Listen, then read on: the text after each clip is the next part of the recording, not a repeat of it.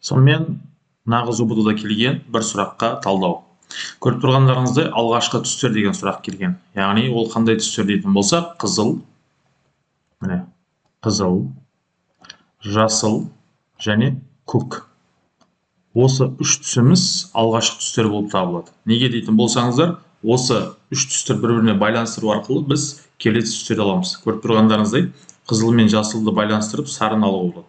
Немесе қызыл мен көкті байланыстырып қызылды алуға болады. Немесе қызыл мен көкті, то есть жасыл мен көкті байланыстыру арқылы, яғни көгілдірді алуға болады. Немесе осы үш түстерді байланыстыратын болсақ, ақ түс келіп шығады дейміз да. Сол себепті біздегі ең алғашқы түстері болып, негізгі үш түс бар екен. Біріншісі қызыл, екіншісі жасыл, үшіншісі көк. Міндетті түрде өздеріңізді түртіп алыңыздар.